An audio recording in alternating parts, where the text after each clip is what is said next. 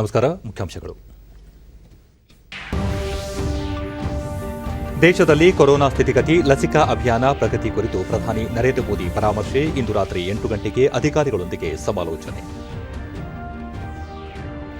Covid ಚಿಕಿತ್ಸೆಗೆ ಬಳಸುವ remdesivir ಔಷಧಿ ದರ ಇಳಿಕೆ, ಕೇಂದ್ರದಿಂದ ಮಹತ್ವದ ನಿರ್ಧಾರ. ಕೃತಕ ಅಭಾವ ಸೃಷ್ಟಿ ತಡೆಗೆ ಕ್ರಮ. ರಾಜ್ಯದಲ್ಲಿ ಸೋಂಕು ನಿಯಂತ್ರಣಕ್ಕೆ ಹಲವು ಕ್ರಮ. ಮಾರ್ಗಸೂಚಿ ನಿಯಮಗಳ ಉಲ್ಲಂಘನೆ ತಡೆಯಲು ಜಿಲ್ಲಾಧಿಕಾರಿಗಳಿಗೆ ಕಟ್ಟುನಿಟ್ಟಿನ ಆದೇಶ. ಡಾ ಕೆ ಸುಧಾಕರ್. ಬೆಳಗಾವಿ ಲೋಕಸಭೆ, ಮಸ್ಕಿ ಬಸವಕಲ್ಯಾಣ ವಿಧಾನಸಭಾ ಕ್ಷೇತ್ರಗಳ ಉಪಚುನಾವಣೆ. ಸುಗಮ ಶಾಂತಿಯುತ ಮತದಾನ. 50ಕ್ಕಿಂತ ಹೆಚ್ಚು ಜನರಿಂದ ಹಕ್ಕು ಚಲಾವಣೆ. ವಾರ್ತೆಗಳ ವಿವರ. ದೇಶದಲ್ಲಿ ಕೋವಿಡ್-19 ಸ್ಥಿತಿಗತಿ ಹಾಗೂ ಲಸಿಕಾ ಅಭಿಯಾನದ ಪ್ರಗತಿ ಕುರಿತು ಪ್ರಧಾನಿ ನರೇಂದ್ರ ಮೋದಿ ಉನ್ನತ ಹಂತದ ಅಧಿಕಾರಿಗಳೊಂದಿಗೆ ಪರಾಮರ್ಶೆ ನಡೆಸಲಿದ್ದಾರೆ. ಇಂದು ರಾತ್ರಿ 8 ಗಂಟೆಗೆ ಸರ್ಕಾರದ ವಿವಿಧ ಇಲಾಖೆಗಳ ಮುಖ್ಯ ಅಧಿಕಾರಿಗಳು ಹಾಗೂ ಸಚಿವಾಲಯಗಳ ಕಾರ್ಯದರ್ಶಿಗಳೊಂದಿಗೆ ಅವರು ಸಮಾಲೋಚನೆ ನಡೆಸಲಿದ್ದು, ಹಲವು ಅಧಿಕಾರಿಗಳು ಪಾಲ್ಗೊಳ್ಳಲಿದ್ದಾರೆ. ಕೊರೋನಾ ನಿಯಂತ್ರಣ ಕ್ರಮಗಳ ಕುರಿತು ಚರ್ಚೆ ನಡೆಯುವ ನಿರೀಕ್ಷೆ ಇದೆ.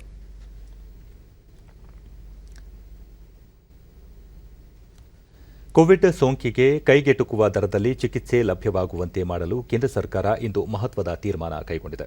ಕೋವಿಡ್ ಸೋಂಕಿತರಿಗೆ ನೀಡುವ ರೆಮ್ಡಿಸಿವಿರ್ ಔಷಧಿ ದರ ಇಳಿಕೆ ಮಾಡಿದೆ. ಸರ್ಕಾರದ ಹಸ್ತಕ್ಷೇಪದ ಬಳಿಕ ಔಷಧ ಸಂಸ್ಥೆಗಳು ಮಾತ್ರೆಗಳ ದರದಲ್ಲಿ ಇಳಿಕೆ ಮಾಡಿವೆ. ರೆಡ್ಡಿಸ್ ಲ್ಯಾಬ್ ಉತ್ಪಾದಿಸುವ ರೆಡಿಕ್ಸ್ ಔಷಧಿ ದರ ₹5,400 2,700. ಸಿಪ್ಲಾ ಲಿಮಿಟೆಡ್ನ ಸಿಪ್ರೆಮಿ ದರ 4,000ದಿಂದ 3,000ಕ್ಕೆ. ಮೈಲಾನ್ ಕಂಪನಿಯ ಡೆಸ್ರೆಮ್ ದರ 4,800ರಿಂದ 3,400ಕ್ಕೆ. ಜುಬಿಲೆಂಟ್ ಸಂಸ್ಥೆಯ ಜುಬಿ ಆರ್ ಔಷಧಿ ದರ 4,700ರಿಂದ 3,400ಕ್ಕೆ. ಕ್ಯಾಡಿಲಾ ಸಂಸ್ಥೆಯ ರೆಮ್ಡೆಕ್ ಔಷಧಿ ದರ 2,800ರಿಂದ 899ಕ್ಕೆ. ಸಿಂಜಿನ್ ಇಂಟರ್ ನ್ಯಾಷನಲ್ ರೆಮ್ವಿನ್ ದರ 3,950ರಿಂದ 2,450ಕ್ಕೆ. ಹೆಟೆರೋ ಹೆಲ್ತ್ ಕೇರ್ನ ಕೋವಿಫಾರ್ ಔಷಧಿ ದರ 5,400ರಿಂದ 3,490ಕ್ಕೆ ಇಳಿಕೆಯಾಗಿದೆ. ದೇಶದಲ್ಲಿ ಕೋವಿಡ್-19 ಲಸಿಕೆಯ ಕೊರತೆಯುಂಟಾಗಿಲ್ಲ. ರಾಜ್ಯಗಳು ಆತಂಕ ಪಡುವ ಅಗತ್ಯವಿಲ್ಲ ಎಂದು ಕೇಂದ್ರ ಆರೋಗ್ಯ ಸಚಿವ ಡಾ ಹರ್ಷವರ್ಧನ ಹೇಳಿದ್ದಾರೆ. ಸೋಂಕು ನಿಯಂತ್ರಣ ಕುರಿತು ಇಂದು 11 ರಾಜ್ಯಗಳ ಆರೋಗ್ಯ ಸಚಿವರೊಂದಿಗೆ ಮಹತ್ವದ ಸಮಾಲೋಚನೆ ನಡೆಸಿದ ಅವರು 1,58,00,000 ಡೋಸ್ಗೂ ಅಧಿಕ ಲಸಿಕೆಯ ಸಂಗ್ರಹ ಇದೆ. ವಾರದೊಳಗೆ 1,16,00,000 ಡೋಸ್ ಲಸಿಕೆ ಪೂರೈಕೆಯಾಗಲಿದೆ ಎಂದು ತಿಳಿಸಿದರು. ಪ್ರತಿ ರಾಜ್ಯಗಳು ನೋಡಲ್ ಅಧಿಕಾರಿ ನೇಮಕ ಮಾಡಬೇಕು ಎಂದು ಸೂಚಿಸಿದ ಅವರು, ಈ ಅಧಿಕಾರಿ ಕೇಂದ್ರದೊಂದಿಗೆ ಸಂಪರ್ಕದಲ್ಲಿ ಇದ್ದು ಕೋವಿಡ್ ಸ್ಥಿತಿಗತಿ, ವೈರಾಣುವಿನ ರೂಪಾಂತರ, ಸಾರ್ವಜನಿಕ ಆರೋಗ್ಯದ ಕುರಿತು ಕಾಲಕಾಲಕ್ಕೆ ಮಾಹಿತಿ ನೀಡಬೇಕು. ಭವಿಷ್ಯದಲ್ಲಿ ಕೈಗೊಳ್ಳಬೇಕಾದ ಕ್ರಮಗಳ ಕುರಿತು ಮೂಲಸೌಕರ್ಯ ನಿರ್ಮಾಣಕ್ಕೆ ಇದರಿಂದ ಅನುಕೂಲವಾಗುತ್ತದೆ ಎಂದರು. ಯಾವುದೇ ಸನ್ನಿವೇಶದಲ್ಲಿ ಅಗತ್ಯ ಸಹಾಯ ನೀಡಲು ಸರ್ಕಾರ ಬದ್ಧವಾಗಿದೆ ಎಂದರು. ಇದಕ್ಕೂ ಮುನ್ನ ವಿಶ್ವಸಂಸ್ಥೆಯ ಆರ್ಥಿಕ ಮತ್ತು ಸಾಮಾಜಿಕ ಮಂಡಳಿಯ ಸಚಿವರ ಮಟ್ಟದ ಸಭೆಯಲ್ಲಿ ಪಾಲ್ಗೊಂಡಿದ್ದ ಅವರು, ಕೋವಿಡ್-19 ಸೋಂಕು ನಿವಾರಣೆಗಾಗಿ ಲಸಿಕೆ ಸಂಶೋಧನೆ, ಅಭಿವೃದ್ಧಿ ಹಾಗೂ ಲಸಿಕೆ ಉತ್ಪಾದನೆಗೆ ಜಾಗತಿಕ ಸಮುದಾಯ ಸಹಯೋಗ ನೀಡಬೇಕು ಎಂದು ಒತ್ತಾಯಿಸಿದರು. ಕೋವಿಡ್ ಸೋಂಕು ನಿವಾರಣೆ ವಿರುದ್ಧದ ಹೋರಾಟದಲ್ಲಿ ಎಲ್ಲರೂ ಕೈಜೋಡಿಸಬೇಕು. ಎಲ್ಲರಿಗೂ ಶೀಘ್ರವಾಗಿ ಲಸಿಕೆ ಪೂರೈಸುವಂತಾಗಲು ಜಾಗತಿಕ ಸಮುದಾಯದ ಸಹಭಾಗಿತ್ವ ಮುಖ್ಯವಾಗಿದೆ. ವಿಶ್ವದೆದುರು ಲಸಿಕೆಯ ಲಭ್ಯತೆ, ಪಡೆದುಕೊಳ್ಳುವ ಸಾಮರ್ಥ್ಯ, ವಿತರಣೆಯಂಥ ಸವಾಲುಗಳು ಇವೆ. ದೇಶಗಳ ನಡುವೆ ಉತ್ತಮ ಸಹಕಾರವಿಲ್ಲದ ಹೊರತು ಇದು ಸಾಧ್ಯವಾಗುವುದಿಲ್ಲ ಎಂದು ಅಭಿಪ್ರಾಯಪಟ್ಟರು. ಈ ಮಧ್ಯೆ ಸೋಂಕಿತರ ಚಿಕಿತ್ಸೆಗೆ ರಾಜ್ಯ ಸರ್ಕಾರಗಳು ಕೈಗೊಂಡಿರುವ ಕ್ರಮಗಳ ಕುರಿತು ಪರಾಮರ್ಶೆ ನಡೆಸಿದರು. ಮುಖ್ಯವಾಗಿ ಸೋಂಕು ಹೆಚ್ಚಿರುವ ರಾಜ್ಯಗಳಲ್ಲಿ ಕೈಗೊಂಡಿರುವ ಕ್ರಮಗಳ ಕುರಿತು ಅವರು ಮಾಹಿತಿ ಪಡೆದರು. ಆಮ್ಲಜನಕ, ವೆಂಟಿಲೇಟರ್ ಲಭ್ಯತೆ, ಸೋಂಕು ಪತ್ತೆ, ಪರೀಕ್ಷೆ, ಚಿಕಿತ್ಸೆ, ಮುಂಜಾಗ್ರತೆಗೆ ಆದ್ಯತೆ ನೀಡುವಂತೆ ಈ ಸಮಯದಲ್ಲಿ ಸೂಚನೆ ನೀಡಿದರು. इंफ्रास्ट्रक्चर के संदर्भ में और दूसरी चीज़ों के संदर्भ में भारत सरकार को जो भी चीज़ें सही समय पर प्रोजेक्ट करेंगे, हम उन सारी चीज़ों के अंदर, और विशेष रूप से जो आजकल बेड्स के बारे में, ऑक्सीजन के बारे में, कुछ दवाइयों के बारे में जो भी बातचीत चलती है, जो हमारे लेवल पर जितने एक्शंस लेने हैं, we have initiated all of them. ದೇಶದಲ್ಲಿ ಈವರೆಗೆ 12 ಕೋಟಿಗೂ ಅಧಿಕ ಜನರಿಗೆ ಕೋವಿಡ್-19 ಲಸಿಕೆ ನೀಡಲಾಗಿದೆ. ಕೇಂದ್ರ ಆರೋಗ್ಯ ಸಚಿವಾಲಯ ಈ ಮಾಹಿತಿ ನೀಡಿದ್ದು, ಕಳೆದ 24 ಗಂಟೆಗಳಲ್ಲಿ 30,04,000ಕ್ಕೂ ಅಧಿಕ ಲಸಿಕಾ ಡೋಸ್ಗಳನ್ನು ನೀಡಲಾಗಿದೆ. ಇದರೊಂದಿಗೆ ಕಳೆದ 24 ಗಂಟೆಗಳಲ್ಲಿ 2,34,692 ಹೊಸ ಪ್ರಕರಣಗಳು ಪತ್ತೆಯಾಗಿವೆ. ಒಟ್ಟಾರೆ ಸೋಂಕಿತರ ಸಂಖ್ಯೆ 1,45,00,000ಗಳಿಗೆ ಏರಿಕೆಯಾಗಿದೆ. ಇವರಲ್ಲಿ 1,23,00,000 ಮಂದಿ ಈಗಾಗಲೇ ಚೇತರಿಸಿಕೊಂಡಿದ್ದಾರೆ. ದೇಶದಲ್ಲಿ ಪ್ರಸ್ತುತ 16,79,000 ಸಕ್ರಿಯ ಪ್ರಕರಣಗಳು ಇವೆ. ಪರೀಕ್ಷೆಗಳ ಸಂಖ್ಯೆಯನ್ನು ಹೆಚ್ಚಿಸಲಾಗಿದ್ದು ಕಳೆದ 24 ಗಂಟೆಗಳಲ್ಲಿ 14,95,000 ಜನರಲ್ಲಿ ಸೋಂಕು ಪತ್ತೆ ಪರೀಕ್ಷೆ ನಡೆಸಲಾಗಿದೆ ಎಂದು ಭಾರತೀಯ ವೈದ್ಯಕೀಯ ಸಂಶೋಧನಾ ಮಂಡಳಿ ಐಸಿಎಂಆರ್ ತಿಳಿಸಿದೆ.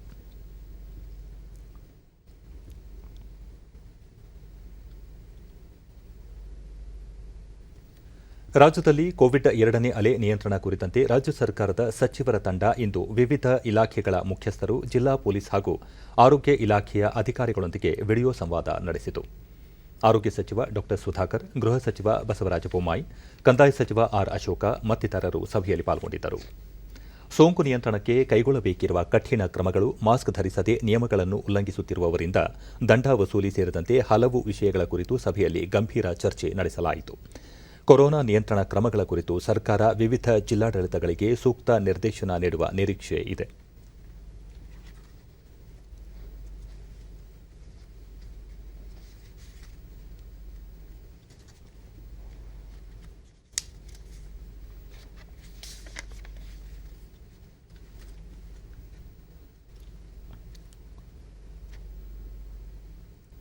ರಾಜ್ಯದಲ್ಲಿ ಕೊರೋನಾ 2ನೇ ಅಲೆ ನಿಯಂತ್ರಣಕ್ಕಾಗಿ ಎಲ್ಲಾ ವಿಧಾನಸಭಾ ಕ್ಷೇತ್ರಗಳಲ್ಲಿ ಚರಕ ಯೋಜನೆಯ ಅಡಿ 150 ಹಾಸಿಗೆಗಳು ಉಳ್ಳ ಆಸ್ಪತ್ರೆಗಳನ್ನು ನಿರ್ಮಾಣ ಮಾಡಲಾಗುವುದು ಎಂದು ವಸತಿ ಸಚಿವ ವಿ ಸೋಮಣ್ಣ ಮೈಸೂರಿನಲ್ಲಿ ಇಂದು ತಿಳಿಸಿದ್ದಾರೆ. ಚಾಮುಂಡಿ ಬೆಟ್ಟಕ್ಕೆ ಭೇಟಿ ನೀಡಿದ ಬಳಿಕ ಸಚಿವರು ಕೇಂದ್ರ ಮತ್ತು ರಾಜ್ಯ ಸರ್ಕಾರಗಳು ನೀಡುವ ಸೂಚನೆಗಳನ್ನು ಚಾಚೂ ತಪ್ಪದೆ ಪಾಲಿಸಿದರೆ ಕೊರೋನಾ ನಿಯಂತ್ರಿಸಬಹುದು. ರಾಜ್ಯದ ಜನರು ಸ್ವಯಂ ನಿಯಂತ್ರಣಕ್ಕೆ ಮುಂದಾದರೆ ಕೊರೋನಾ ನಿಯಂತ್ರಣ ಮಾಡಲು ಸಾಧ್ಯ. ಕೊರೋನಾ ಬಗ್ಗೆ ಜನರಲ್ಲಿ ಆತಂಕ ಬೇಡ, ಎಲ್ಲರೂ ಜಾಗರೂಕತೆಯಿಂದ ಇರಿ ಎಂದು ತಿಳಿಸಿದ್ದಾರೆ. ಮುಖ್ಯಮಂತ್ರಿ ಬಿಎಸ್ ಯಡಿಯೂರಪ್ಪ ಅವರು ಕೋವಿಡ್ ಸೋಂಕಿಗೆ ಒಳಗಾಗಿರುವ ಹಿನ್ನೆಲೆಯಲ್ಲಿ ನಾಳೆ ನಡೆಯಬೇಕಿದ್ದ ಸರ್ವಪಕ್ಷ ಸಭೆಯನ್ನು ಮುಂದೂಡಲಾಗಿದೆ. ಮುಖ್ಯಮಂತ್ರಿಗಳು ಗುಣಮುಖರಾದ ನಂತರ ಸಭೆ ನಡೆಸಿ ಪ್ರತಿಪಕ್ಷಗಳ ಸಲಹೆಗಳನ್ನು ಸ್ವೀಕರಿಸಿ ಸೂಕ್ತ ತೀರ್ಮಾನ ಕೈಗೊಳ್ಳಲಿದ್ದಾರೆ ಎಂದು ಸಚಿವ ಸೋಮಣ್ಣ ತಿಳಿಸಿದರು. ಇದು ಒಂದು ರೀತಿ ತುಂಬ ಆಳ್ತಾ ಇರೋದ್ರಿಂದ ಅದಕ್ಕೇನೇನು ಪ್ರಿಕಾಷನರಿ ತೊಗೋಬೇಕು ತೊಗೊಳ್ತಾ ಇದ್ದೀವಿ. ಎರಡನೇದು, ಜನ ಗಾಬರಿ ಆದರೆ ಇದರಿಂದ ತೊಂದರೆ ಆಗ್ತಾ ಇದೆ. ಜನಕ್ಕೇನಾಗಿದೆ, ಒಂದು ರೀತಿ ದಿಗಿಲು ಮತ್ತು ಗಾಬರಿ. ಆ ಎರಡನ್ನ ಅವರು ಸ್ವಲ್ಪ ಅವಾಯ್ಡ್ ಮಾಡಿದ್ರೆ ಇಷ್ಟೊಂದು ಇದಕ್ಕೆ ಹೋಗೋದಿಲ್ಲ. ನಾನು ತಮ್ಮ ಮೂಲಕ ಸಾರ್ವಜನಿಕವಾಗಿ ವಿನಂತಿ ಮಾಡ್ತೀನಿ, ರೋಗ ಎಷ್ಟು ಮಟ್ಟಿಗೆ ತೀಕ್ಷ್ಣವಾಗಿದೆಯೋ, ಆದರೆ ನಿಮ್ಮ ಗಾಬರಿತನ, ನಿಮ್ಮ ದುಗುಡ, ನಿಮಗೆ ಇರ್ತಕ್ಕಂಥ ಭಯ, ಇದನ್ನು ಸ್ವಲ್ಪ ನೀವು ಕಂಟ್ರೋಲ್ ಮಾಡಿಕೊಂಡ್ರೆ ಈ ಕಾಯಿಲೆ ಏನು ಅನ್ನೋದಕ್ಕಿಂತ ಹೆಚ್ಚಾಗಿ ಇದು ಪ್ರಕೃತಿ ಯಾವ ರೀತಿ ಆಗ್ತಾ ಇದೆ ಗೊತ್ತಿಲ್ಲ. ಆದರೆ ನಾನು ತಮ್ಮ ಮೂಲಕ ವಿನಂತಿ ಮಾಡೋದು, ಸಾಮಾಜಿಕ ಅಂತರ ಕಾಪಾಡ್ಕೊಳ್ಳಿ, ಮಾಸ್ಕನ್ನು ಹಾಕಿ, ಸ್ಯಾನಿಟೇಷನ್ ಬಳಸಿ, ಯಾವುದೇ ಕಾರಣಕ್ಕೆ ಆಡಂಬರ ಅವಶ್ಯಕತೆ ಇಲ್ಲ. ಕೋವಿಡ್ ಸೋಂಕಿತರಿಗೆ ಆಸ್ಪತ್ರೆಗಳಲ್ಲಿ ಎದುರಾಗಿರುವ ಹಾಸಿಗೆ ಸೌಲಭ್ಯದ ಸಮಸ್ಯೆ ನಿವಾರಿಸಲು ಸಹಾಯವಾಣಿ ಕೇಂದ್ರ ಆರಂಭಿಸಲಾಗಿದೆ ಎಂದು ಬೆಂಗಳೂರು ಮಹಾನಗರ ಪಾಲಿಕೆ ಮುಖ್ಯ ಆಯುಕ್ತ ಗೌರವ್ ಗುಪ್ತಾ ಬೆಂಗಳೂರಿನಲ್ಲಿ ಇಂದು ತಿಳಿಸಿದ್ದಾರೆ. ಕೋವಿಡ್ ವಾರ್ ರೂಮ್ ಮೂಲಕ ಸಹಾಯವಾಣಿ ಕೇಂದ್ರ ತೆರೆಯಲಾಗಿದ್ದು, ಹಾಸಿಗೆ ಅವಶ್ಯಕತೆ ಇರುವವರು 1912 ಸಂಖ್ಯೆಗೆ ಕರೆ ಮಾಡಿ ನೋಂದಣಿ ಮಾಡಿಕೊಂಡು ಹಾಸಿಗೆ ಸೌಲಭ್ಯ ಪಡೆಯಬೇಕು. ಯಾವುದೇ ಕಾರಣಕ್ಕೂ ನೇರವಾಗಿ ಆಸ್ಪತ್ರೆಗಳಿಗೆ ಹೋಗಿ ಹಾಸಿಗೆ ಕೀಳುವಂತಿಲ್ಲ ಎಂದು ಅವರು ಹೇಳಿದ್ದಾರೆ. ಪಾಲಿಕೆ ವ್ಯಾಪ್ತಿಯಲ್ಲಿ ಈಗಾಗಲೇ 4,360 ಹಾಸಿಗೆಗಳು ಭರ್ತಿಯಾಗಿವೆ. ಹೀಗಾಗಿ 600 ಹೊಸ ಹಾಸಿಗೆಗಳನ್ನು ಮೀಸಲಿರಿಸಲಾಗಿದೆ. ಆಂಬ್ಯುಲೆನ್ಸ್ ಅವಶ್ಯಕತೆ ಇರುವವರು ಸರ್ಕಾರದ ಆಂಬ್ಯುಲೆನ್ಸ್ ಬಳಸಿಕೊಳ್ಳಬಹುದು ಎಂದು ಅವರು ಹೇಳಿದ್ದಾರೆ. ಇರ್ತಕ್ಕಂಥದ್ದು ಒಂದು ವಾರ್ ರೂಮು ಮತ್ತು ಅದಲ್ಲದೆ ವಿಕೇಂದ್ರೀಕೃತ ಡಿಸೆಂಟ್ರಲೈಸ್ಡ್ ವ್ಯವಸ್ಥೆಯಲ್ಲಿ ಪ್ರತಿಯೊಂದು ಝೋನ್ನಲ್ಲಿ ಇರ್ತಕ್ಕಂತಹ ಒಂದು ವಾರ್ ರೂಮ್ಸ್ಗೆ ಬೆಡ್ ಅಲಾಟ್ಮೆಂಟ್ ಮಾಡ್ತಕ್ಕಂಥ ಅಧಿಕಾರವನ್ನು ಕೊಡಲಾಗಿದೆ. ಅವರವರ ಮಟ್ಟದಲ್ಲಿ ಅವರನ್ನು ಕೊಡಲಿಕ್ಕೆ ಸಾಧ್ಯ ಇದೆ. ಸೊ ಅವರು ಏನು ಮಾಡ್ತಿದ್ದಾರೆ ಅಂದರೆ ICMRಯಿಂದ ಡೇಟಾ ಬಂದ ಕೂಡಲೇ ಅದನ್ನು ನಮ್ಮ ಟೀಮ್ನವರು ಇಂಡೆಕ್ಸ್ ಡೇಟಾಬೇಸ್ ಮೂಲಕ ಎಲ್ರಿಗೂ ಕಾಂಟ್ಯಾಕ್ಟ್ ಮಾಡಿ ಅವರ ಪರಿಸ್ಥಿತಿಯನ್ನು ತಿಳ್ಕೊಂಡು ಅವರ ಅವಶ್ಯಕತೆಗೆ ತಕ್ಕಂತೆ ಅವರ ಲೊಕೇಶನ್ಗೆ ತಕ್ಕಂತೆ ಅವರಿಗೆ ಬೆಡ್ಸನ್ನು ಅಲಾಟ್ಮೆಂಟ್ ಮಾಡ್ತಾ ಇದ್ದಾರೆ. ಸದ್ಯದ ಪರಿಸ್ಥಿತಿಯಲ್ಲಿಯೂ ಸಹ ಸುಮಾರು 600 ಬೆಡ್ಸ್ಗಳ ಲಭ್ಯತೆ ಇದೆ. ಪ್ರತಿಯೊಂದು ದಿನ ಹೊಸ ಬೆಡ್ಸ್ಗಳ ಸಂಖ್ಯೆ ಹೆಚ್ಚಳ ಆಗ್ತಾ ಇದೆ. ಪ್ರತಿಯೊಂದು ದಿನ ನಾವು ಅದನ್ನು ಅಲಾಟ್ಮೆಂಟ್ ಮಾಡ್ತಾ ಇದ್ದೀವಿ ಮತ್ತು ಯಾವುದೇ ರೀತಿಯಲ್ಲಿ ಸಮಸ್ಯೆ ಇಲ್ಲ. ಸರ್, ಇವತ್ತು ರಾಜ್ಯ ಸರ್ಕಾರದಿಂದ ಮತ್ತು BBMPಯಿಂದ ಅಂದರೆ ಯಾವ್ಯಾವ ಆಸ್ಪತ್ರೆಗಳಲ್ಲಿ ಎಷ್ಟು ಬೆಡ್ಗಳು ಖಾಲಿ ಇದೆ, ಎಷ್ಟು ಲಭ್ಯತೆ ಇದೆ ಅನ್ನೋ ಒಂದು ಅಧಿಕೃತ ಮಾಹಿತಿನೇ ಸಿಗ್ತಾ ಇಲ್ಲ.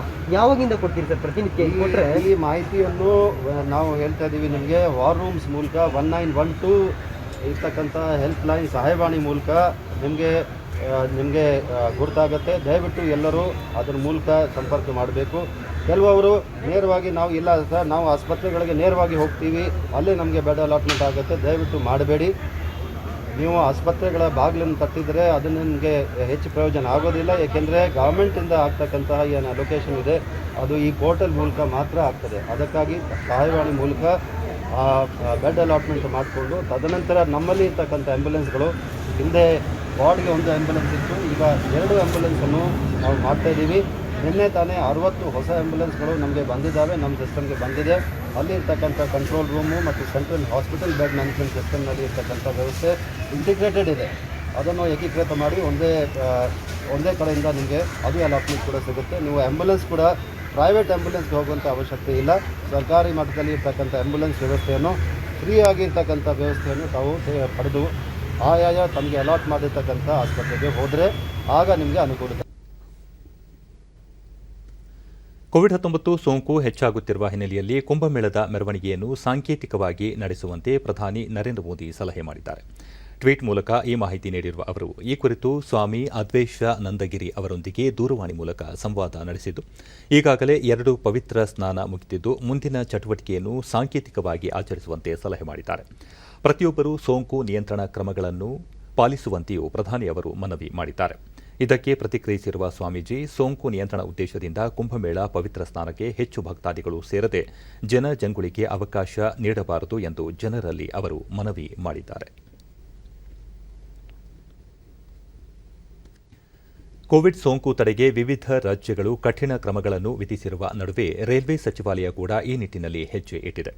ರೈಲುಗಳಲ್ಲಿ ಮಾಸ್ಕ್ ಧರಿಸದೆ ಪ್ರಯಾಣ ಮಾಡುವವರಿಗೆ 500 ರೂಪಾಯಿ ದಂಡ ವಿಧಿಸಲು ತೀರ್ಮಾನಿಸಿದೆ. ರೈಲು ನಿಲ್ದಾಣಗಳಲ್ಲೂ ಮಾಸ್ಕ್ ಧರಿಸದವರಿಗೆ 500 ರೂಪಾಯಿವರೆಗೆ ದಂಡ ಹಾಕಲಾಗುತ್ತದೆ.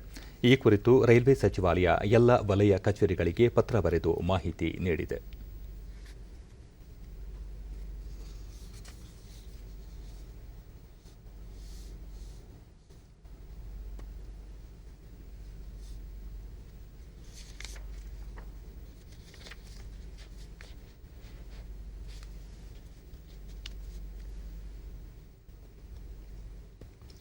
ದೇಶದಲ್ಲಿ ವೈದ್ಯಕೀಯ ಆಮ್ಲಜನಕದ ಬೇಡಿಕೆ ಹೆಚ್ಚಾಗಿರುವ ಹಿನ್ನೆಲೆಯಲ್ಲಿ ರೈಲುಗಳಲ್ಲಿ ದ್ರವೀಕೃತ ಆಮ್ಲಜನಕ ಹೊತ್ತ ಕಂಟೇನರ್ ವಾಹನಗಳನ್ನು ಸಾಗಣೆ ಮಾಡಲು ರೈಲ್ವೆ ಸಚಿವಾಲಯ ಅನುಮೋದನೆ ನೀಡಿದೆ.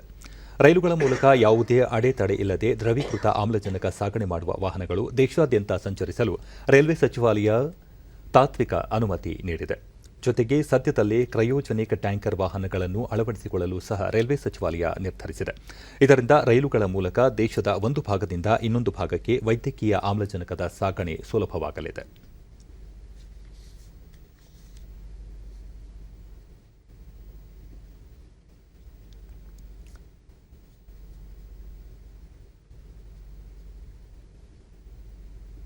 अब इसी बात का संज्ञान लेते हुए जीएमसी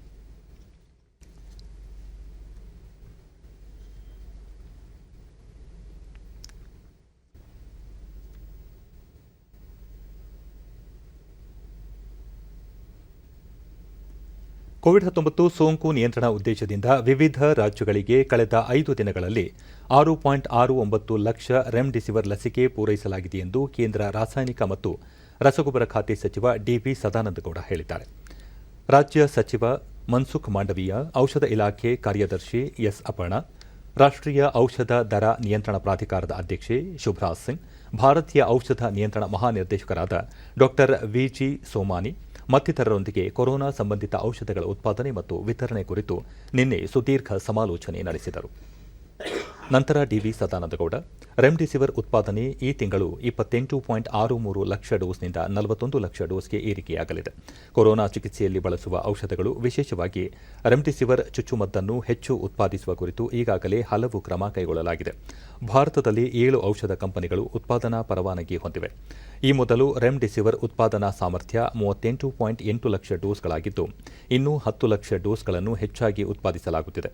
ಈಗಾಗಲೇ ರೆಮ್ಡಿಸಿವಿರ್ ರಫ್ತು ನಿಷೇಧಿಸಲಾಗಿದ್ದು, ಲಸಿಕೆ ಪೂರೈಕೆಯಲ್ಲಿ ಇನ್ನಷ್ಟು ಸುಧಾರಣೆ ಕಂಡುಬರಲಿದೆ ಎಂದು ಅವರು ವಿವರಿಸಿದರು. ಸರ್ಕಾರದ ಮಧ್ಯಪ್ರವೇಶದಿಂದ 5,400 ರೂಪಾಯಿಗೆ ಮಾರಾಟವಾಗುತ್ತಿದ್ದ ರೆಮ್ಡಿಸಿವಿರ್ ಲಸಿಕೆ ಈಗ 3,500 ರೂಪಾಯಿಗೆ ಲಭ್ಯವಾಗುತ್ತಿದೆ. ಕೋವಿಡ್ ಲಸಿಕಾ ಅಭಿಯಾನಕ್ಕೆ ಇನ್ನಷ್ಟು ವೇಗ ನೀಡಲು ರಷ್ಯಾದಿಂದ ಸ್ಪುಟ್ನಿಕ್ ಲಸಿಕೆಯನ್ನು ಆಮದು ಮಾಡಿಕೊಳ್ಳಲಾಗುತ್ತಿದೆ ಎಂದು ಹೇಳಿದರು.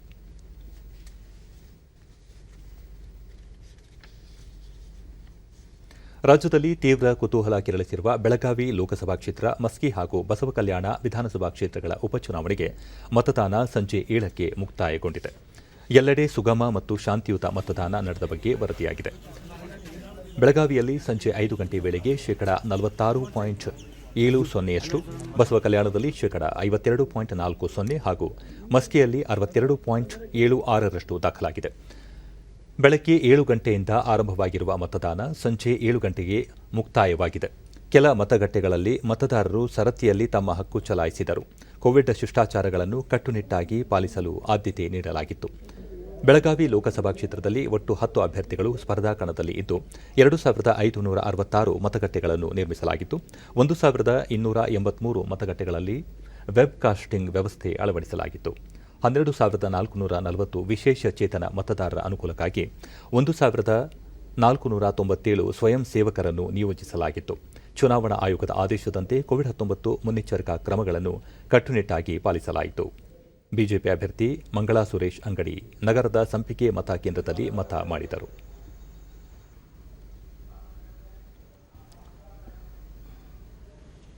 ಇಲ್ಲಿನ ಮೋದಕ ಗ್ರಾಮದಲ್ಲಿ ಸಖಿ ಮತಗಟ್ಟೆ ಸ್ಥಾಪಿಸಲಾಗಿತ್ತು. ಜಿಲ್ಲಾ ಚುನಾವಣಾಧಿಕಾರಿ ಡಾ ಕೆ ಹರೀಶ್ ಕುಮಾರ್ ವಿವಿಧ ಮತಗಟ್ಟೆಗಳಿಗೆ ತೆರಳಿ ಮತದಾನ ಪ್ರಕ್ರಿಯೆಯನ್ನು ಪರಿಶೀಲಿಸಿದರು.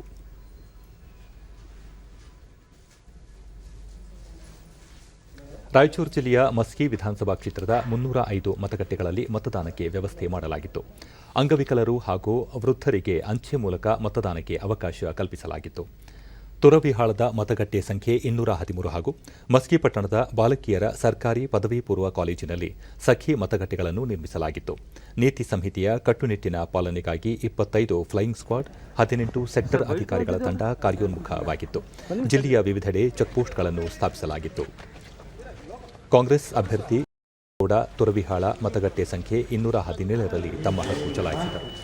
ಜಿಲ್ಲಾ ಚುನಾವಣಾಧಿಕಾರಿ ಆರ್ ವೆಂಕಟೇಶ್ ಕುಮಾರ್ ಹಲವು ಮತಗಟ್ಟೆಗಳಲ್ಲಿ ಮತದಾನ ಪ್ರಗತಿಯನ್ನು ಪರಿಶೀಲಿಸಿದರು.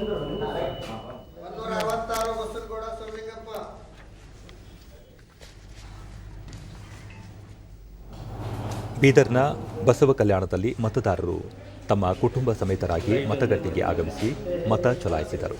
ಬಸವಕಲ್ಯಾಣದ ರೈತ ಭವನದಲ್ಲಿ ಬಿಜೆಪಿ ಅಭ್ಯರ್ಥಿ ಶರಣು ಸಲಗಾರ ಮತದಾನ ಮಾಡಿದರು.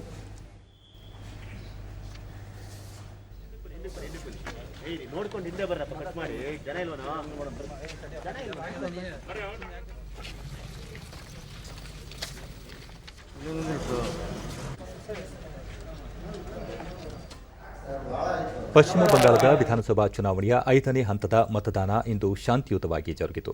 ಮಧ್ಯಾಹ್ನ 4 ಗಂಟೆಯ ವೇಳೆಗೆ ಶೇಕಡಾ 69ರಷ್ಟು ಮತದಾನವಾಗಿದೆ. 6 ಜಿಲ್ಲೆಗಳ 45 ವಿಧಾನಸಭಾ ಕ್ಷೇತ್ರಗಳಿಗೆ ಮತದಾನ ನಡೆದಿದ್ದು 319 ಅಭ್ಯರ್ಥಿಗಳು ಕಣದಲ್ಲಿ ಇದ್ದರು. ಇದೇ ಸಂದರ್ಭದಲ್ಲಿ 9 ರಾಜ್ಯಗಳ 12 ವಿಧಾನಸಭೆ ಕ್ಷೇತ್ರಗಳು ಹಾಗೂ 2 ಲೋಕಸಭಾ ಕ್ಷೇತ್ರಗಳಿಗೆ ಮತದಾನ ನಡೆಯಿತು. ಚುನಾವಣಾ ಆಯೋಗ ಅಕ್ರಮಗಳ ತಡೆಗೆ ಕಠಿಣ ಕ್ರಮಗಳನ್ನು ಕೈಗೊಂಡಿತ್ತು. ಭದ್ರತೆಗಾಗಿ ಅರೆ ಮಿಲಿಟರಿ ಪೊಲೀಸ್ ಪಡೆಯನ್ನು ನಿಯೋಜಿಸಲಾಗಿತ್ತು. मतदान के लिए चुनाव आयोग सुरक्षा के पुख्ता इंतजाम कर चुका है. सुरक्षा बलों की कुल 1071 कंपनियों की तैनाती की गई है. वहीं वोटिंग के दौरान कोरोना प्रोटोकॉल भी विशेष इंतजाम किए गए हैं. कोविड-19 महामारी को देखते हुए एक मतदान केंद्र में अधिकतम 1000 मतदाता वोट डाल सकेंगे. पहले यह संख्या 1500 हुआ करती थी. कोविड संक्रमण या संदिग्ध संक्रमण वाले मतदाताओं को भी सक्षम प्राधिकारी के प्रमाणन के बाद डाक मतपत्र से वोट देने की सुविधा दी गई है.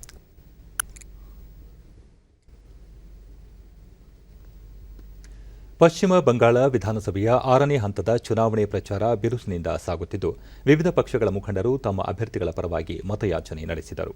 ಪ್ರಧಾನಿ ನರೇಂದ್ರ ಮೋದಿ ಅವರಿಂದು ಆಸನ್ಸೋಲ್ನಲ್ಲಿ ಆಯೋಜಿಸಲಾಗಿದ್ದ ಸಾರ್ವಜನಿಕ ಸಭೆಯಲ್ಲಿ ಪಾಲ್ಗೊಂಡು ಸ್ವರ್ಣ ಬಂಗಾಳದ ನಿರ್ಮಾಣಕ್ಕೆ ಬಿಜೆಪಿ ಬದ್ಧವಾಗಿದೆ ಎಂದರು. ಬಂಗಾಳದಲ್ಲಿ ಕಾನೂನು ಸುವ್ಯವಸ್ಥಿತ ರಾಜ್ಯ ನಿರ್ಮಾಣವಾಗಲಿದೆ. ಇಲ್ಲಿನ ಪ್ರಗತಿಗೆ ಡಬಲ್ ಎಂಜಿನ್ ಸರ್ಕಾರದ ಅಗತ್ಯವಿದೆ ಎಂದರು. ಬಳಿಕ ದಕ್ಷಿಣ ದಿನಜ್ಪುರದ ಗಂಗಾರಾಂಪುರದಲ್ಲಿ ಜನರನ್ನು ಉದ್ದೇಶಿಸಿ ಭಾರತೀಯ ಜನತಾ ಪಕ್ಷ ಸರ್ವರ ಕಲ್ಯಾಣಕ್ಕೆ ಬದ್ಧವಾಗಿದೆ ಎಂದರು. ले जाना करोगे, पक्का करोगे, सब लोग करोगे. देखिए तभी यहां से ये माफिया राज समाप्त होगा. ये माफिया शाही तभी समाप्त होगी.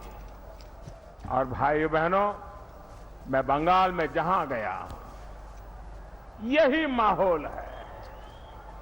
शाह एक रोड शो में ಕೇಂದ್ರ शिरकत कर ಗೃಹ रहे हैं ಸಚಿವ पश्चिम बंगाल ಅಮಿತ್ में, ಶಾ जहां इस वक्त चुनाव ಅಮ್ದಂಗಾದಲ್ಲಿ ರೋಡ್ प्रचार ಶೋ अपने चरम पर ನಡೆಸಿದರು. है और ಔಸ್ ಗ್ರಾಮದಲ್ಲಿ ನಡೆದ ರ್ಯಾಲಿಯಲ್ಲಿ ಪಾಲ್ಗೊಂಡ ಅಮಿತ್ ಶಾ ಬಿಜೆಪಿ ಆಡಳಿತದಲ್ಲಿ ರಾಜ್ಯದ ಎಲ್ಲ ಹೆಣ್ಣು ಮಕ್ಕಳಿಗೆ ಸ್ನಾತಕೋತ್ತರ ಪದವಿವರೆಗೆ ಉಚಿತ ಶಿಕ್ಷಣ ನೀಡಲಾಗುವುದು, ಮಹಿಳೆಯರು ರೈಲಿನಲ್ಲಿ ಉಚಿತವಾಗಿ ಸಂಚರಿಸಬಹುದು ಎಂದು ಪ್ರಕಟಿಸಿದರು. ಈ ನಡುವೆ ಕೋವಿಡ್-19 ಸೋಂಕು ಹರಡುವ ಹಿನ್ನೆಲೆಯಲ್ಲಿ 6ನೇ ಹಂತ ಸೇರಿದಂತೆ ಮುಂದಿನ 3 ಹಂತಗಳ ಪ್ರಚಾರದ ಅವಧಿಯನ್ನು ಚುನಾವಣಾ ಆಯೋಗ ಕಡಿತಗೊಳಿಸಿದೆ. ದೇಶದಲ್ಲಿ ಕೋವಿಡ್ ಸೋಂಕು ನಿಯಂತ್ರಣ ಉದ್ದೇಶದಿಂದ ಸಿಐಎಸ್ಇ ಪರೀಕ್ಷೆಗಳನ್ನು ಮುಂದೂಡಲಾಗಿದೆ. 10ನೇ ತರಗತಿಯ ಐಸಿಎಸ್ಸಿ ಹಾಗೂ 12ನೇ ತರಗತಿಯ ಐಎಸ್ಸಿ ಪರೀಕ್ಷೆಗಳನ್ನು ಮುಂದೂಡಲಾಗಿದ್ದು, ಜೂನ್ ಮೊದಲ ವಾರದಲ್ಲಿ ಪರೀಕ್ಷೆಗೆ ವೇಳಾಪಟ್ಟಿ ನಿಗದಿಪಡಿಸಲಾಗುವುದು ಎಂದು ಸಿಐಎಸ್ಇ ಮಂಡಳಿ ತಿಳಿಸಿದೆ. 12ನೇ ತರಗತಿಯ ಪರೀಕ್ಷೆಗಳನ್ನು ನಂತರದ ದಿನಗಳಲ್ಲಿ ನಡೆಸಲಾಗುವುದು. ಆದರೆ 10ನೇ ತರಗತಿಯ ಪರೀಕ್ಷೆಗಳನ್ನು ಮುಂಬರುವ ದಿನಗಳಲ್ಲಿ ಬರೆಯಲು ಅಥವಾ ಪರೀಕ್ಷೆಗೆ ಹಾಜರಾಗದೇ ಇರುವ 2 ಅವಕಾಶಗಳನ್ನು ಮಂಡಳಿ ವಿದ್ಯಾರ್ಥಿಗಳ ವಿವೇಚನೆಗೆ ಬಿಟ್ಟಿದೆ.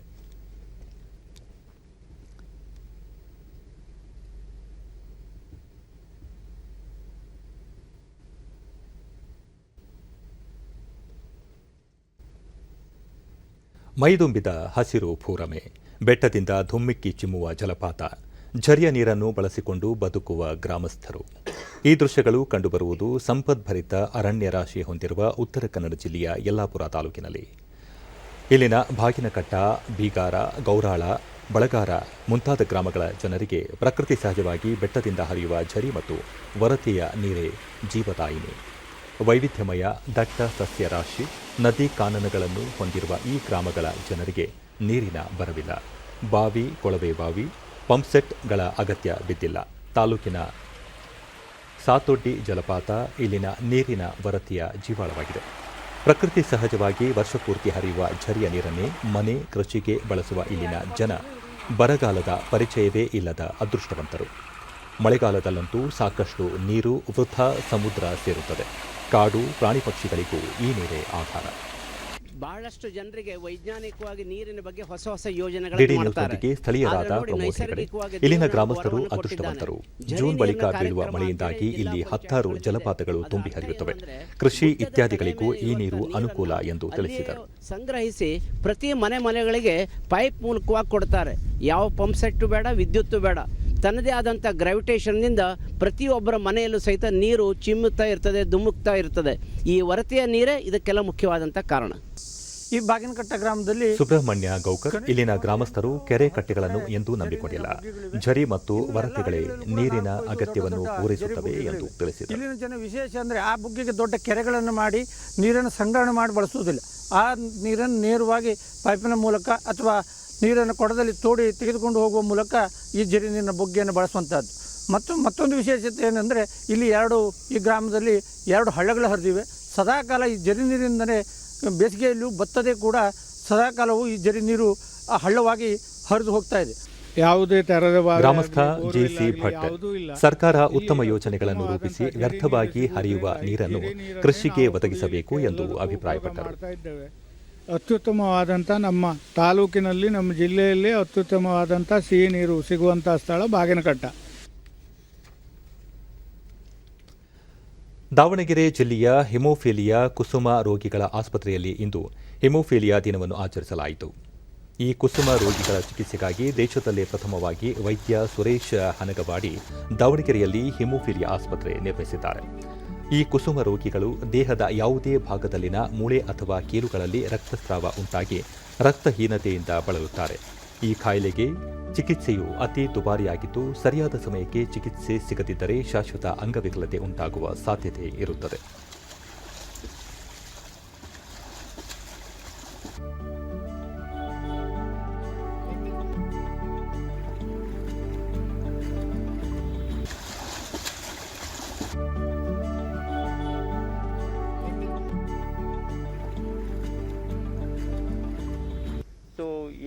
ಈ ಕುರಿತು ಡಿಡಿ ನ್ಯೂಸ್ನೊಂದಿಗೆ ಡಾಕ್ಟರ್ ಸುರೇಶ್ ಹನಗವಾಡಿ, ಸ್ವತಃ ಕುಸುಮ ಕಾಯಿಲೆಯಿಂದ ಬಳಲಿದ್ದು ಕುಸುಮ ರೋಗಿಗಳ ನೆರವಿಗಾಗಿ ಆಸ್ಪತ್ರೆ ನಿರ್ಮಿಸಲಾಗಿದೆ. ಈ ಕಾಯಿಲೆಯಿಂದ ಬಳಲುವವರಿಗೆ ಉಚಿತ ಚಿಕಿತ್ಸೆ, ಊಟ, ವಸತಿ ನೀಡಿ ರೋಗಿಗಳನ್ನು ಗುಣಪಡಿಸಲಾಗುತ್ತಿದೆ ಎಂದರು. ಪ್ರೊಫ್ಲಾಕ್ಸಿಸ್ ಅಂತ ಹೇಳ್ತೀವಿ ಆ ಚಿಕಿತ್ಸೆಯನ್ನ. ಪ್ರೊಫ್ಲಾಕ್ಸಿಸ್ ಅನ್ನ ಈಗ ಹುಟ್ಟುವ ಮಕ್ಕಳಿಗೆ ಅದನ್ನ ನೀಡಿದಲ್ಲಿ ಅವರು ಅಂಗವಿಕಲತೆಗೊಳಗಾಗದೆ ಅವರು ಎಲ್ಲರಂಗೆ ಸ್ಕೂಲ್ಗೆ ಹೋಗಿ ಕಾಲೇಜಿಗೆ ಹೋಗಿ ಶಿಕ್ಷಣದಿಂದ ವಂಚಿತರಾಗದೆ ಅವಾಗ ನಾವು ತಮ್ಮ ಮಗುನ ವೈದ್ಯೆ ಮೀರಾ ಮಕ್ಕಳಲ್ಲಿ ಈ ರೋಗ ಉಂಟಾದಾಗ ಆಪ್ತ ಸಮಾಲೋಚನೆ ಮೂಲಕ ಮನೋಸ್ಥೈರ್ಯ ಹೆಚ್ಚಿಸಲಾಗುವುದು, ನಂತರ ಆಸ್ಪತ್ರೆಯಲ್ಲಿ ಉಚಿತ ಚಿಕಿತ್ಸೆ ನೀಡಲಾಗುವುದು ಎಂದರು. ವರ್ಕ್ಶಾಪ್ಸ್ಗಳನ್ನ ಹಾಗೆ ರಿಹ್ಯಾಬಿಲಿಟೇಷನ್ ಕ್ಯಾಂಪ್ಸ್ಗಳನ್ನ ಕೂಡ ನಾವು ಹಮ್ಮಿಕೊಳ್ತೇವೆ. ಅದ್ರ ಮುಖಾಂತರ ತಮಗೆ ಇರೋ ಮಗು ಈ ತರ ತೊಂದರೆ ಮಗು ನಮಗಲ್ದೇನೆ ಬೇರೆ ಮಕ್ಕಳಿಗೂ ಇದೆ, ಬೇರೆ ಫ್ಯಾಮಿಲಿನಲ್ಲೂ ಇದೆ ಅನ್ನೋದು ಅವ್ರು ಅರ್ಥ ಮಾಡ್ಕೊಂಡಾಗ ಗುಡ್ ಸಿಟಿಸನ್ ಆಫ್ ಇಂಡಿಯಾದಲ್ಲಿ ಆ ತರ ಬೆಳೆಸೋಕೆ ಅವರಿಗೆ ಅನುಕೂಲ ಆಗುತ್ತೆ. ನನಗೆ 6 ತಿಂಗಳು ಮಗು ಇದ್ದಾಗ ಹಿಮೋಫಿಲಿಯಾ ಅಂತ ಡಯಾಗ್ನೋಸ್ ಕಳೆದ 22 ನನಗೆ ಇವಾಗ 26 ವರ್ಷ. ಕಳೆದ 25 ವರ್ಷದಿಂದ ನಾನು ಕರ್ನಾಟಕ ಹಿಮೋಫಿಲಿಯಾ ಸೊಸೈಟಿಯಲ್ಲಿ ಉಚಿತವಾಗಿ ಟ್ರೀಟ್ಮೆಂಟ್ ತಗೋತಾ ಇದ್ದೀನಿ. ಯಾವುದೇ ಸರ್ವಿಸ್ ಚಾರ್ಜ್ ಆಯಿತು, ಮೆಡಿಸಿನ್ ಯಾವುದೇ ಕಾಸ್ಟ್ ನಾನು ಇದುವರೆಗೂ ಪೇ ಮಾಡಿಲ್ಲ. ಫ್ರೀಯಾಗಿ ನಾನು ಹಿಮೋಫಿಲಿಯಾ ಸೊಸೈಟಿಲಿ ಫ್ರೀಯಾಗಿ ಸರ್ವಿಸಸ್ ತೊಗೊಂಡಿದ್ದೀನಿ. ಮತ್ತು ಇವಾಗ ನಾ ಹಿಮೋಫಿಲಿಯಿಂದ ನಾರ್ಮಲ್ ಲೈಫ್ನ ಲೀಡ್ ಮಾಡ್ತಾ ಇದ್ದೀನಿ. ಸಾಮಾನ್ಯವಾಗಿ ಒಂದು ಮರದಲ್ಲಿ ಒಂದು ತಳಿಯ ಹಣ್ಣು ಬಿಡುವುದು ಸಹಜ. ಆದರೆ ಇಲ್ಲೊಬ್ಬರು ಒಂದೇ ಮರದಲ್ಲಿ 20ಕ್ಕೂ ಹೆಚ್ಚು ತಳಿಯ ಮಾವಿನ ಹಣ್ಣುಗಳನ್ನು ಬೆಳೆದು ಗಮನ ಸೆಳೆದಿದ್ದಾರೆ. ಈ ರೀತಿಯ ವಿಶೇಷ ಪ್ರಯತ್ನ ಮಾಡಿದವರು ಶಿವಮೊಗ್ಗ ಜಿಲ್ಲೆಯ ವಿಜಯನಗರ ನಿವಾಸಿಯಾಗಿರುವ ಕೆ. ಶ್ರೀನಿವಾಸ್. ಸಹಾಯಕ ತೋಟಗಾರಿಕೆ ಇಲಾಖೆಯ ನಿವೃತ್ತ ಅಧಿಕಾರಿಯಾಗಿರುವ ಇವರು ಮನೆ ಮುತ್ತಿನ ಸ್ವಲ್ಪ ಜಾಗದಲ್ಲೇ ಒಂದು ಮಾವಿನ ಮರ ಬೆಳೆದಿದ್ದಾರೆ. ಆ ಮರಕ್ಕೆ 20ಕ್ಕೂ ಹೆಚ್ಚಿನ ತಳಿಯ ಮಾವಿನ ಹಣ್ಣು ಕಸಿ ಮಾಡಿದ್ದಾರೆ. ಸದ್ಯ ಶ್ರೀನಿವಾಸ್ ಅವರ ಪ್ರಯೋಗ ಯಶಸ್ವಿಯಾಗಿದ್ದು ಈಗ ಒಂದೇ ಮರದಲ್ಲಿ ವಿವಿಧ ತಳಿಯ ಹಣ್ಣುಗಳು ಬಿಡುತ್ತಿವೆ.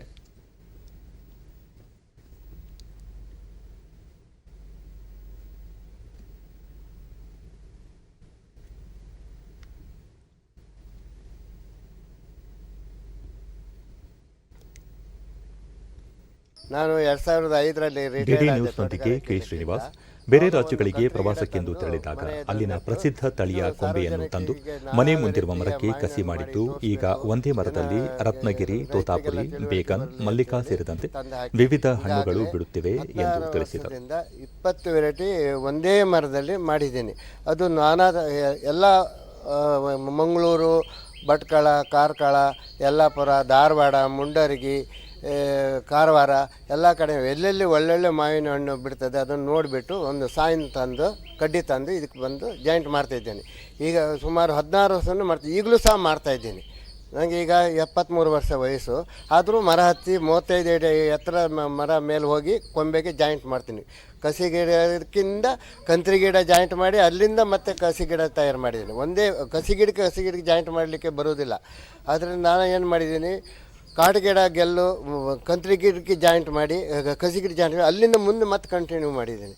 ಇವರು ರಿಟೈರ್ಡ್ ಆದ್ಮೇಲೆ ತೋಟಗಾರಿಕೆ ಇಲಾಖೆಯಲ್ಲಿದ್ರು. ತಂದೆ ನಿವೃತ್ತಿ ನಂತರ ಕೈಗೊಂಡಿರುವ ಪ್ರಯೋಗ ಯಶಸ್ವಿಯಾಗಿದೆ. ಇದು ಅವರಿಗೆ ಖುಷಿ ಕೊಟ್ಟಿದೆ. ಒಂದೇ ಮರದಲ್ಲಿ 20 ತಳಿ ಮಾಡಿದ್ದಾರೆ. ಈಗ ಬರ್ತಿರೋದು 10 ತಳಿ ಬರ್ತಾ ಇದೆ. ಒಂದೇ ಮರದಲ್ಲಿ ಎಲ್ಲಾ ತರದ ಮಾವಿನಕಾಯಿನೂ ಬರ್ತಾ ಇದೆ. ಇದರಿಂದ ಅವರಿಗೂ ಉಪಯೋಗ ಆಗಿದೆ. ಮನೇಲಿ ಕೂರೋದೇನಂತ ಈ ಕೆಲಸ ಮಾಡ್ತಾ ಇದ್ದಾರೆ. ಆದರೆ ಎಲ್ಲ ಕಡೆ ಒಂದೇ ಮರದಲ್ಲಿ ಎಲ್ಲ ತಳಿ ಬರೋದಿಲ್ಲ. ಇವರು ಒಂದು 16 ತಳಿ ಮಾಡ್ತಾ ಇದ್ದಾರೆ. ಎಲ್ಲ ವಿದ್ಯಾರ್ಥಿಗಳಿಗೂ ಅನುಕೂಲ ಆಗುತ್ತೆ. ವಿದ್ಯಾರ್ಥಿಗಳು ಬಂದು ನೋಡಿ ಇದನ್ನ ಟ್ರೈ ಮಾಡ್ಬೋದು. ಕಸಿ ಮಾಡ್ತಾ ಇದ್ದಾರೆ, ವಿದ್ಯಾರ್ಥಿಗಳು ಬಂದು ನೋಡ್ಬೋದು. ಸೊ ನಮ್ಮ ಮನೆ ಪಕ್ಕದ ಮನೆ ಸ್ಥಳೀಯರಾದ ಕಾವೇರಿ ಇಷ್ಟೊಂದು ಬಗೆಯ ಮಾವಿನ ಹಣ್ಣುಗಳನ್ನು ಒಂದೇ ಮರದಲ್ಲಿ ನೋಡಿ ಅಚ್ಚರಿಯಾಗುತ್ತಿದೆ. ಒಂದೇ ತರ ಜಾತಿಯಲ್ಲಿ ಬಿಡುತ್ತೆ. ಆದರೆ ಇವರು ನಮ್ಮ ಶ್ರೀನಿವಾಸ್ ಅವರು ಏನು ಮಾಡಿದ್ದಾರೆ, ತುಂಬಾ ಕಸಿಯನ್ನ ಮಾಡಿ ಸಂಶೋಧನೆಯನ್ನ ಮಾಡಿ ಒಂದೇ ಮರದಲ್ಲಿ ಒಂದು 20 ಥರದ ಚುನಾವಣಾ ಆಯೋಗ ಕಡಿತಗೊಳಿಸಿದೆ ಮಾವಿನ ಹಣ್ಣು ಬಿಡ್ತದೆ. ಇವಾಗ ಒಂದು ಸ್ವಲ್ಪ ಈ ವರ್ಷ ಸ್ವಲ್ಪ ಕಡಿಮೆ ಆಗಿದೆ. ಅಂದರೆ 10 ಥರದ ವೆರೈಟಿ ಬಂದಿದೆ. ಯಾಕಂದರೆ ತುಂಬ ನೋಡಲಿಕ್ಕೆ ತುಂಬ ಖುಷಿ ಆಗುತ್ತೆ. ಯಾಕಂದರೆ ನಾವೇ ಇಲ್ಲೇ ಪಕ್ಕದಲ್ಲಿರೋದು ಒಂದೇ ಮರದಲ್ಲಿ 20 ಥರದ ಮಾವಿನಕಾಯಿ ಬಿಡುತ್ತೆ. ವೆರೈಟಿ ನೋಡೋಕ್ಕೆ ನಮ್ಮ ಅದೃಷ್ಟ ಅಂತಲೇ ಅನ್ಕೊಬೇಕು ನಾವು. ತುಂಬಾ ಆಶ್ಚರ್ಯ ಆಗುತ್ತೆ. ಯಾಕಂದರೆ ಅವರು ಒಂದು ಅಂದರೆ ರಿಟೈರ್ಡ್ ಆಗಿದ್ದಾರೆ. ಅದು ತುಂಬ ವಯಸ್ಸಾಗಿದ್ರು ಒಂದು ಮಾವಿನ ಮರದ ಬಗ್ಗೆ ತುಂಬ ಕಾಳಜಿಯನ್ನು ವಹಿಸಿ ಒಂದೊಂದು ಎಲೆಯನ್ನು ಬಿದ್ರೂ ಅದನ್ನು ಜೋಪಾನ ಮಾಡೋದು. ಮತ್ತೊಮ್ಮೆ ಮುಖ್ಯಾಂಶಗಳು.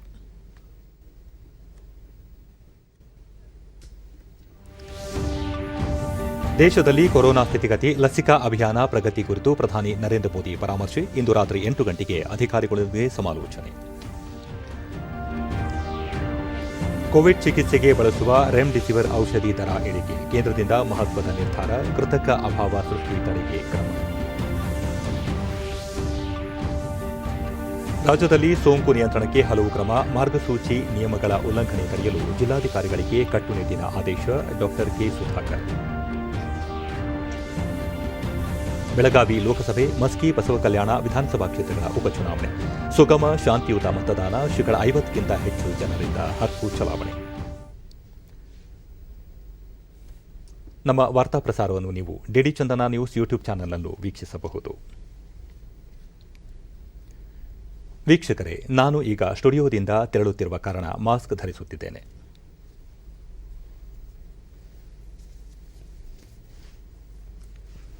ನೀವು ಸಹ ಮನೆಯಿಂದ ಹೊರ ಹೋಗುವ ಮುನ್ನ ಸರಿಯಾದ ಕ್ರಮದಲ್ಲಿ ತಪ್ಪದೆ ಮಾಸ್ಕ್ ಧರಿಸಿ. ವ್ಯಕ್ತಿಗತ ಅಂತರ ಕಾಪಾಡಿಕೊಳ್ಳುವುದರೊಂದಿಗೆ ನೀವು ಸುರಕ್ಷಿತವಾಗಿರಿ, ನಿಮ್ಮವರನ್ನು ಸುರಕ್ಷಿತವಾಗಿರಿಸಿ. ನೈರ್ಮಲ್ಯಕ್ಕೆ ಆದ್ಯತೆ ನೀಡುವುದರ ಜೊತೆಗೆ ಸೋಂಕು ತಡೆಗೆ 45 ವರ್ಷ ಮೇಲ್ಪಟ್ಟ ಎಲ್ಲರೂ ಕೋವಿಡ್-19 ಲಸಿಕೆ ಪಡೆಯಿರಿ. ನಮ್ಮ ಮುಂದಿನ ವಾರ್ತಾ ಪ್ರಸಾರ ರಾತ್ರಿ 9 ಗಂಟೆಗೆ. ನಮಸ್ಕಾರ.